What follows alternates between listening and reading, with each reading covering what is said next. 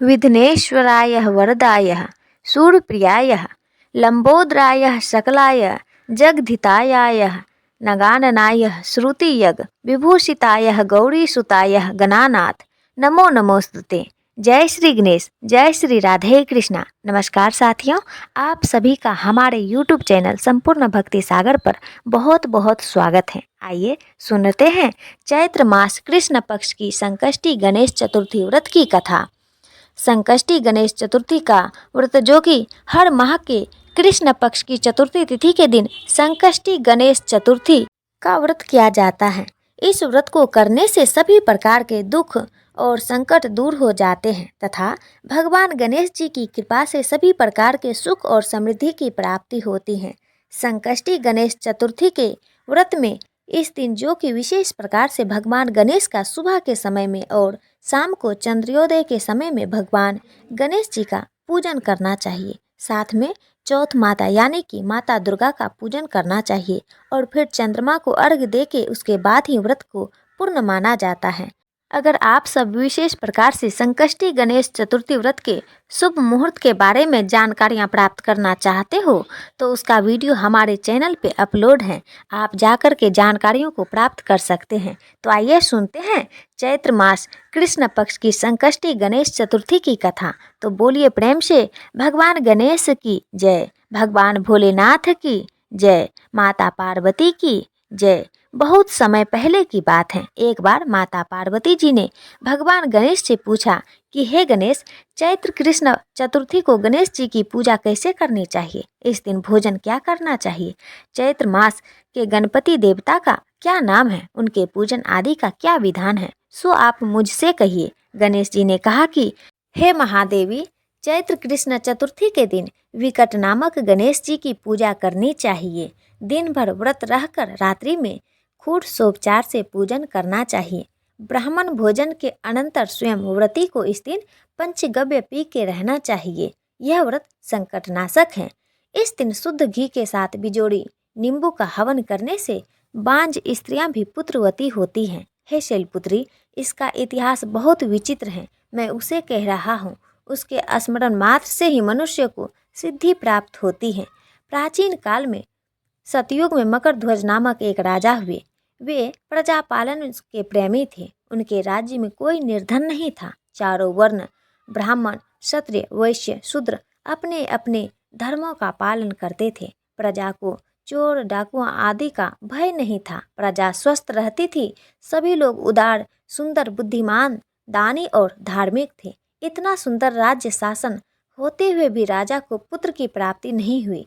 तत्पश्चात महर्षि याज्ञवल्क्य की कृपा से उन्हें कालांतर में एक पुत्र की प्राप्ति हुई। राजा राज्य का भार अपने मंत्री धर्मपाल को सौंपकर विविध प्रकार के खेल खिलौने से अपने राजकुमार का पालन पोषण करने लगा।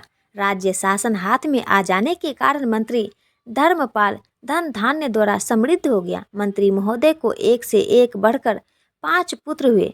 मंत्री पुत्रों का धूमधाम के साथ विवाह हुआ और वे सब धन का उपभोग करने लगे। मंत्री के सबसे छोटे लड़के की बहू अत्यंत धर्मपरायण थी। चैत्र कृष्ण चतुर्थी आने पर उसने भक्ति पूर्वक गणेश जी की पूजा की। उसका पूजन और व्रत देखकर उसकी सास कहने लगी, अरे क्या तंत्र मंत्र द्वारा मेरे पुत्र को वश में करने का उपाय कर रही हैं। बार बार सास द्वारा निषेध किए जाने पर भी जब बहू ने उसकी बात ना मानी तो सास ने कहा कि अरे दुष्टा, तू मेरी बात नहीं मान रही, मैं पीट कर तुझे ठीक कर दूंगी।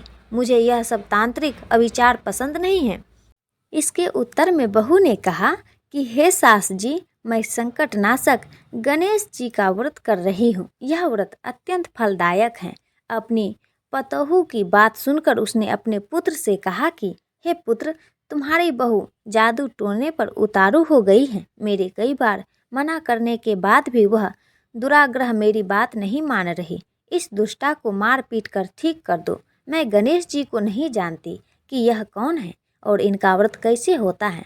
हम लोग तो राजकुल के मनुष्य हैं, फिर हम लोग की किस विपत्ति को यह नष्ट करेंगे। माता की प्रेरणा से उसने बहू को मारा पीटा। इतनी प्रेरणा सहकर उसने व्रत को किया। पूजनोपरांत वह गणेश जी का स्मरण करती हुई उनसे प्रार्थना कर कहने लगी कि हे गणेश जी, हे लंबोदर, आप हमारे सास ससुर को किसी प्रकार का कष्ट नहीं दीजिए। हे गणेश्वर, जिससे उनके मन में आपके प्रति भक्ति भाव जागृत हो। पूजनोपरांत वह गणेश जी का स्मरण करते हुए उनसे प्रार्थना करने लगे कि हे गणेश जी, हे लंबोदर, आप हमारे सास ससुर को ऐसा कष्ट दीजिए कि हे गणेश्वर, जिससे उनके मन में आपके प्रति भक्ति भाव जागृत हो। विभु विश्वात्मा गणेश जी ने सबके देखते ही देखते राजकुमार का अपहरण करके मंत्री धर्मपाल के महल में उसे छिपा कर रख दिया। बाद में उसके वस्त्र आभूषण आदि उतार कर राजमहल में फेंक दिया और स्वयं अंतर्ध्यान हो गए। इधर राजा ने अपने पुत्र को शीघ्रता से पुकारा, परंतु कोई प्रत्युत्तर ना मिला। फिर उन्होंने मंत्री के महल में जाकर पूछा कि मेरा पुत्र राजकुमार कहाँ चला गया है। महल में उसके सभी वस्त्र आभूषण तो हैं ही, लेकिन राजकुमार कहाँ चला गया है? किसने ऐसा निंदनीय कार्य किया है? हाय, मेरा पुत्र राजकुमार कहाँ चला गया? राजा की बात सुनकर मंत्री ने उत्तर दिया कि हे राजन, आपका चंचल पुत्र कहाँ चला गया इसका पता मुझे भी नहीं है। मैं अभी गांव, नगर, बाग, बगीचे आदि सभी स्थानों में खोज कर आता हूँ। इसके बाद राजा अपने सभी नौकरों, सेवकों आदि से कहने लगे कि हे अंगरक्षकों, मंत्रियों, मेरे पुत्र का पता शीघ्र ही लगाओ। राजा का आदेश पाकर दूत लोग सभी स्थानों में खोज करने लगे। जब कहीं भी पता ना लगा तो आकर राजा से डरते डरते निवेदन किया कि महाराज, अपहरणकारियों का कहीं सुराग ना मिला। राजकुमार को आते जाते किसी ने नहीं देखा। उनकी बात को सुनकर राजा ने मंत्री को बुलवाया। मंत्री ने राजा से पूछा कि मेरा राजकुमार कहाँ है? धर्मपाल, मुझसे साफ साफ बता, राजकुमार कहाँ है? इसके वस्त्र आभूषण तो दिखाई पड़ रहे हैं, केवल वह नहीं है। अरे नीच, मैं तुम्हारा वध कर डालूंगा, तेरे कुल को नष्ट कर दूंगा, इसमें जरा भी संदेह नहीं। राजा द्वारा डांटे पड़ने पर मंत्री चकित हो गया। मंत्री ने सिर झुकाकर कहा कि हे भूपाल, मैं पता लगाया हूँ, इस नगर में बालक अपहरणकर्ता का कोई गिरोह तो नहीं है और ना तो दूत, डाकू आदि ही रहते हैं। फिर भी हे प्रभु, पता नहीं किसने ऐसा नीच कर्म किया है और ना जाने वह कहाँ भाग गया। धर्मपाल ने आकर महल में अपनी पत्नी और पुत्रों से पूछा। अपनी सभी बहुओं को बुलाकर भी मंत्री ने पूछा कि यह अधर्म किसने किया है। यदि राजकुमार का पता नहीं लगा तो राजा मुझ अभागे का वंश का विनाश कर देगा। ससुर की बात सुनकर छोटी बहू ने कहा कि आप इतने चिंतित क्यों हो रहे हैं? आप पर गणेश जी का कोप हुआ है, इसलिए आप गणेश जी की आराधना कीजिए। राजा से लेकर नगर के समस्त स्त्री पुरुष संकटनाशक चतुर्थी का व्रत विधि पूर्वक करें तो गणेश जी की कृपा से राजकुमार मिल जाएंगे। मेरा वचन कभी मिथ्या नहीं होगा। छोटी बहू की बात सुनकर ससुर ने हाथ जोड़कर कहा कि हे बहू, तुम धन्य हो, तुम मेरा और मेरे कुल का उद्धार कर दोगी। गणेश जी की पूजा कैसे की जाती है? हे सुलक्ष्मी, मुझे बतलाओ, मैं मंद बुद्धि होने के कारण व्रत के महात्म्य को नहीं जानता हूँ। हे कल्याणी, हम लोगों से जो भी अपराध हुआ है उसे क्षमा कर दो और राजकुमार का पता लगा दो। तब सब लोगों ने संकटनाशक गणेश चतुर्थी का व्रत कर भगवान गणेश जी का पूजन आरंभ कर दिया। राजा सहित समस्त प्रजाजनों ने गणेश जी की प्रसन्नता के लिए व्रत किया। इससे गणेश जी प्रसन्न हो गए। सब लोगों के देखते ही देखते उन्होंने राजकुमार को प्रकट कर दिया। राजकुमार को देखकर नगरवासी आश्चर्य में पड़ गए। सब लोग बहुत प्रसन्न हुए। राजा के हर्ष की सीमा न रही।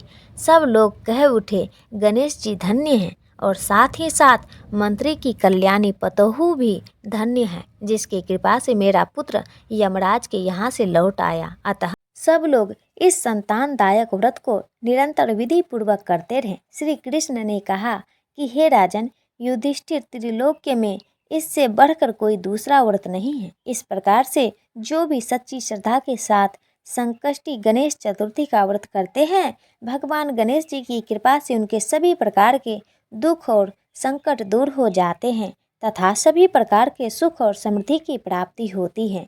तो बोलिए प्रेम से भगवान गणेश की जय, भगवान भोलेनाथ की जय, माता पार्वती की जय, तो आशा करती हूँ कि यह जानकारी आपको अच्छा लगा हो। तो ऐसे ही ज्ञानवर्धक जानकारियाँ प्राप्त करते रहने के लिए हमारे संपूर्ण भक्ति सागर चैनल पे अगर आप नए हैं तो चैनल को लाल बटन दबा करके सब्सक्राइब करें, साथ में बेल आइकन घंटी को दबाएं ताकि मेरे वीडियो का नोटिफिकेशन आपको समय से मिलता रहे। वीडियो को लाइक करें, शेयर करें। सुखी रहें और स्वस्थ रहें।